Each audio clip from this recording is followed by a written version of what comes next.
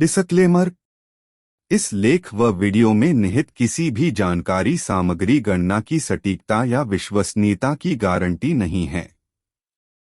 विभिन्न माध्यमों, ज्योतिषियों, पंचांग प्रवचनों, मान्यताओं, धर्म ग्रंथों से संग्रहित कर ये जानकारियां आप तक पहुंचाई जाती हैं। हमारा उद्देश्य महज सूचना पहुंचाना है। इसके उपयोगकर्ता इसे महज सूचना समझकर ही लें। इसके अतिरिक्त इसके किसी भी उपयोग की जिम्मेदारी स्वयं उपयोगकर्ता की ही रहेगी। धन्यवाद। गोमुख के अद्भुत रहस्य। गोमुख का मार्ग बहुत विकट है। सड़क तो क्या, कोई पगडंडी भी नहीं है। ऊबड़ खाबड़ पड़े हुए पत्थरों पर चलना पड़ता है। वैसे अब कुछ दूर तक मार्ग बन गया है। चीड़वासा से होकर गोमुख पहुंचा जाता है। बर्फ के गलने से गंगा का जल उत्पन्न होता है। यहाँ जल का वेग अति तीव्र होता है। जिस ग्लेशियर से गंगा जी निकली हैं, वह प्रतिवर्ष कम होता जा रहा है। गंगा जी के उद्गम स्थान पर बर्फ का ग्लेशियर लगभग 100 फुट ऊंचा और आधा मील चौड़ा था।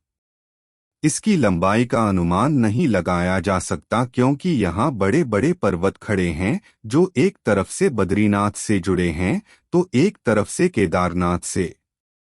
यहाँ से बद्रीनाथ 12 मील के लगभग है, जो केदारनाथ की अपेक्षा ज्यादा निकट है। यहाँ से केदारनाथ का मार्ग 15 मील है, परंतु इस मार्ग को खोजना अत्यंत कठिन है। परंतु कोई गुप्त मार्ग यहाँ केदारनाथ के लिए अवश्य है। यहाँ से अदृश्य नगरी सिद्धाश्रम स्तवन 3-4 मील पर ही स्थित है, परंतु साधारण जनमानस को दिखाई नहीं दे सकता। यहाँ जब वृक्ष नाम मात्र के दिखलाई देने लगे तो समझ लें कि सिद्धाश्रम निकट ही है। नंदवन के निकट, जिसके उत्तर में गंगा ग्लेशियर है, तो दक्षिणी भाग में शिवलिंग पर्वत, इसकी ऊंचाई 21,000 फीट है। इसके नीचे एक नदी है जो केदारनाथ से आती है। सिद्धाश्रम की ऊंचाई लगभग 13,000 फीट तथा गोमुख की ऊंचाई 12,900 फीट है। नंदवन से होकर जाने पर मार्ग में चौखंबा पर्वत मिलता है। नंदवन से होकर जाने पर गोमुख और सिद्धाश्रम क्षेत्र सामने ही दिखते हैं। यहाँ का मार्ग अत्यंत दुर्गम और फिसलन भरा है। चारों तरफ बर्फ ही बर्फ दिखलाई पड़ती है। गोमुख का अर्थ भोजपत्र के जंगल से होते हुए गोमुख मिलता है। गोमुख के बारे में किंवदंतियां प्रसिद्ध हैं कि गंगा की हिमधारा के ऊपर जो पर्वत है, इस सबको संयुक्त रूप से मिलाकर गाय के मुख के समान जो आकृति बनी है, इसे ही गोमुख कहते हैं। कोई कहता है कि जिस स्थान से गंगा जी निकली है, वो स्थान गोमुख की भांति बना हुआ है। परंतु विचार करें कि वेद में पृथ्वी को गो भी कहा गया है। निघुंट में पृथ्वी के 22 पर्यायवाची दिए गए हैं। इसमें गो शब्द भी आता है। इसलिए गो नाम पृथ्वी का है और पृथ्वी का मुख फाड़कर गंगा जी का उद्गम हुआ है। गंगा के ऊपर का भाग आधा मील तक हिम से आच्छादित है। इसे हिमधारा भी कह सकते हैं, परंतु गंगा का वास्तविक उद्भव स्थान अज्ञात है। जहाँ कहीं भी गंगा जी का उद्गम हुआ होगा, वह स्थान अदृश्य है, प्रत्यक्ष नहीं। गंगा ग्लेशियर के एक तरफ केदारनाथ, दूसरी तरफ बद्रीनाथ है। इतना बड़ा ग्लेशियर पर कहीं भी किसी भी नदी के ऊपर नहीं है। बद्रीनाथ की ओर से अलकनंदा और ऋषिगंगा नदी निकलती हैं। ऋषिगंगा नदी की एक धारा कुछ दूर जाकर अदृश्य हो जाती है। कहा जाता है कि ये नदी सिद्धाश्रम होते हुए कैलाश क्षेत्र की तरफ निकल जाती है। गंगोत्री में केदार गंगा और रुद्र गंगा का संगम है। पकौड़ी गंगा भी 1 मील बाद गंगा से मिलती है। यहाँ से आधे मील की दूरी पर लक्ष्मी वन है, जिसे गंगा जी का बागीचा भी कहते हैं। गंगोत्री मंदिर के पास भगीरथ शिला है। यहाँ पर महाराज भगीरथ ने तपस्या की थी। गौरी कुंड का दृश्य अत्यंत दर्शनीय है। यहाँ से बहुत ऊंचाई से गंगा जी कुंड में गिरती है। यहाँ भगवान शंकर का वरण करने के लिए पार्वती जी ने घोर तपस्या की थी। यह स्थान अत्यंत शांत, रमणीय और आध्यात्मिक है। गोमुख जलवायु परिवर्तन के कारण लगातार अपनी जगह पीछे की ओर जा रहा है। वो अब तक 18 किलोमीटर पीछे जा चुका है। गंगा गौमुख रूपी ग्लेशियर से निकलती है। इस स्थान पर इन्हें भगीरथी भी कहा जाता है।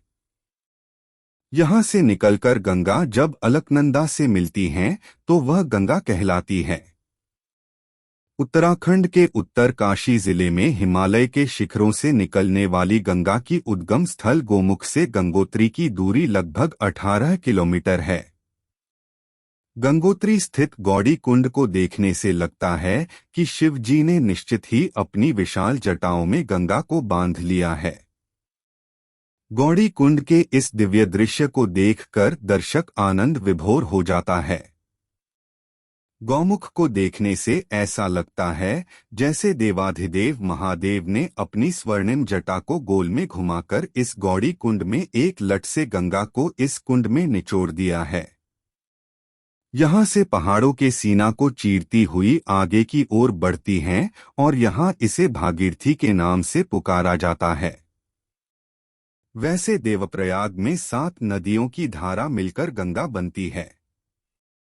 इन सब श्रेष्ठ जीवनदायिनी देव नदियों के नाम क्रमश भागीरथी, जाह्नवी, भीलगंगा, मंदाकिनी, ऋषिगंगा, सरस्वती और अलकनंदा है। ये सभी देव नदियां देवप्रयाग में आकर मिलती हैं। गोमुख पर लगातार रिसर्च करने वाले वैज्ञानिकों के अनुसार ग्लेशियर का एक टुकड़ा टूटने के कारण गोमुख बंद हो गया है। वैज्ञानिकों के अनुसार ऐसा भी नहीं है कि गोमुख के बंद हो जाने से गंगा में पानी का प्रवाह बंद हो गया हो। गोमुख का क्षेत्रफल 28 किलोमीटर में फैला हुआ है। ये समुद्रतल से 3415 मीटर की ऊंचाई पर स्थित है। इसमें गंगोत्री के अलावा नंदनवन, सतरंगी और बामक जैसे कई छोटे छोटे ग्लेशियर स्थित हैं। अब गंगा की मुख्य धारा नंदनवन वाले ग्लेशियर से निकल रही है।